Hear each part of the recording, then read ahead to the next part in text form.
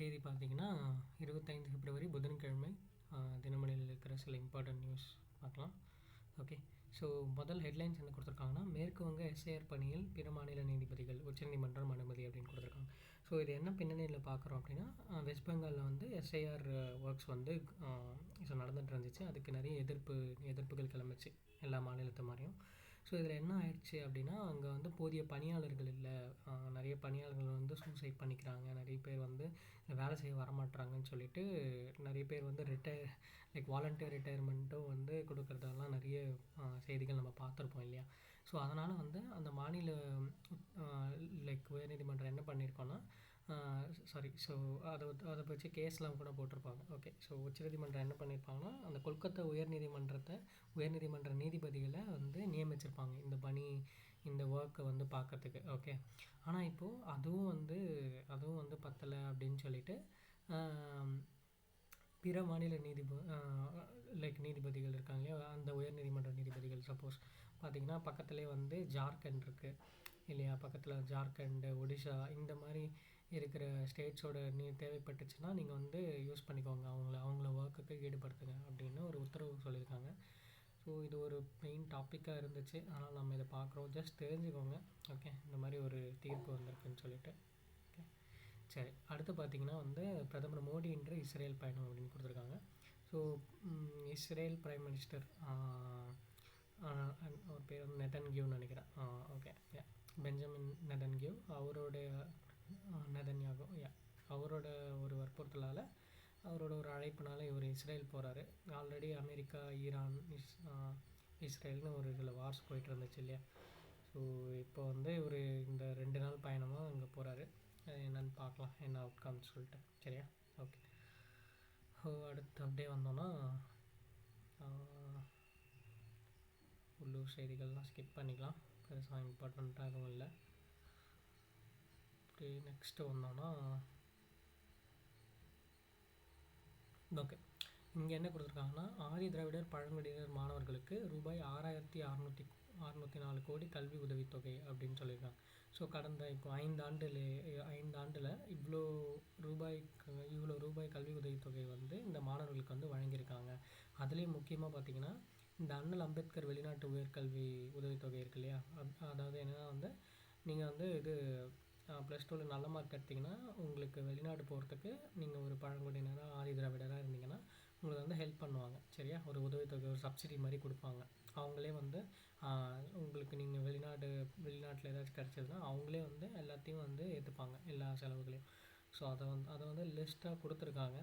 சரியா? அந்த ஒரு 10 ஆண்டில் வந்து லைக் கம்பேரிட்டிவ்லி அவங்க கம்பேர் பண்ணுறாங்க. லைக் ப்ரீவியஸ் ஆட்சியில் எப்படி இருந்தது, இந்த ஆட்சியில் எப்படி இருந்தது. இது ஒரு அரசியல் செய்தியோடு தான் இது பார்க்கப்படுது. பட் நமக்கு ஒரு ஒரு கவர்மெண்ட் எக்ஸாம் பாயிண்ட் ஆஃப் வியூவில் ஜஸ்ட்டு தெரிஞ்சுக்கோங்க, இவ்வளோ பேர் சில சிற்றத்தில் இவ்வளோ பேர் அந்த மாதிரி இவ்வளோ கோடி வந்து கல்வி உதவித்தொகை இருக்குது அப்படின்னு. ஏன்னா இது ஜீவோவாக வந்திருக்கு, அதனால் நம்ம இதை பார்க்குறோம். ஓகே. அதே மாதிரி பார்த்திங்கன்னா, இந்தியாவிலே வந்து முதலாக தமிழ்நாட்டில் ஆதி திராவிட பழங்குடியினராக 43 பேர் வந்து தொழில் முனைவர்களாக ஆக்கியிருக்கு அப்படின்னும் சொல்லியிருக்காங்க. சரியா? ஓகே, ஜஸ்ட்டு நம்ம தெரிஞ்சுக்கிறோம் என்னென்னு சொல்லிட்டு. ஓகே, சரி. அடுத்து பார்த்திங்கன்னா வந்து ஆர்டிக்கல் இன்றைக்கி பெருசாக இல்லை. ஸோ இன்றைக்கி இம்பார்ட்டண்ட்டான ஆர்டிக்கல் எதுவும் இல்லை. ஓகே, அதனால் நம்ம ஸ்கிப் பண்ணிக்கலாம் இன்றைக்கி. ஓகே, அடுத்த ஒரு இம்பார்ட்டன்ட் நியூஸ் இருந்துச்சு. என்னென்னா வந்து கேரளா அல்ல இனி கேரளம், மத்திய அமைச்சரவை ஒப்புதல் அப்படின்னு சொல்லியிருக்காங்க. ஸோ இது என்னென்னா வந்து ரீசெண்டாக வந்து நம்ம மத்திய அமைச்சரவை அந்த புது சேவா தீர்த்தில் வந்து கூடியிருந்தது. ஓகே, பிரதமர் மோடி தலைமையில். அப்போது வந்து சில முக்கியமான அறிவிப்புகளுக்கு ஒப்புதல், ஒரு ரெக்வஸ்ட்டுக்கெலாம் ஒப்புதல் கொடுத்து அறிவிப்பாக வெளியிட்டிருந்தாங்க. அதில் ஃபஸ்ட்டு என்ன பார்க்குறோம் அப்படின்னா, கேரளாவோட நேம் சேஞ்ச். ஓகேவா? ஸோ கேரளா வந்து கேரளம் இருக்குது இல்லையா, அந்த ஸ்டேட்டை அவங்க வந்து அவங்களுடைய ஸ்டேட் லெஜிஸ்லேட்டிவில் ஒரு மசோதா மாதிரி ஒன்று கொண்டு வராங்க. சரியா? ஓகே, பெயர் மாற்ற மசோதா.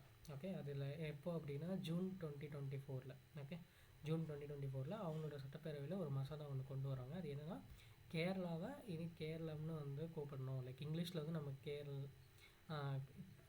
கேரளான்னு அழைப்போம் இல்லையா, அது தமிழ்லேயும் பார்த்திங்கன்னா நம்ம கேரளான்னு தான் போடுவோம். ஆனால் அதோட ஒரிஜினல் நேம் வந்து Keralam. Okay, as per Malayalam accent வந்து அது வந்து கேரளம். சரியா? ஸோ இதை வந்து எல்லாத்துலேயுமே திருத்தணும். நீங்கள் ஒரு இதுவில் கூட பார்த்துருந்தீங்கன்னா, ஒரு அவங்களுடைய நேஷ்னல் ஐடென்டிட்டிஸில் கூட நீங்கள் பார்த்துருந்தீங்கன்னா வந்து கேரளான்னு தான் இருக்கும், கேரளான்னு இருக்காது. சரியா? ஸோ அதை தான் வந்து இங்கே கொடுத்துருக்காங்க. ஸோ அவங்க வந்து இந்த ரிக்வெஸ்ட்டை வந்து குடியரசுத் தலைவருடைய பரிந்துரைக்கு சென்ட் பண்ணியிருப்பாங்க. சரியா? இது எந்த ஆர்டிக்கலில் வருது அப்படின்னு பார்த்தீங்கன்னா, அண்டர் ஆர்டிக்கல் 3. ஓகே, ஆர்டிக்கல் 3 என்ன சொல்லுது அப்படின்னா, ஸ்டேட்ஸ் யூனியன் டெரிட்டரிஸோட நேம் சேஞ்ச். சரியா? அதே மாதிரி இந்த ஆர்டிக்கல் 3(2)(3 வந்து ஃபஸ்ட்டு ஸ்கெடியூலில் வரும். ஓகே, ஃபஸ்ட்டு ஸ்கெடியூலில் அதை சொல்லியிருப்பாங்க. சரியா? ஸோ அதான் இங்கே கொடுத்துருக்காங்க.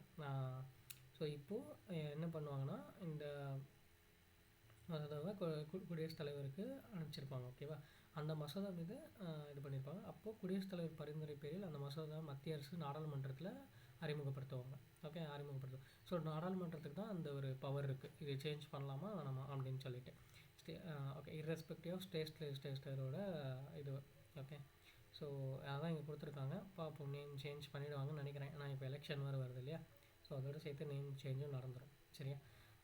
அந்த பேக்ரவுண்டில் தான் நம்ம பார்க்குறோம்.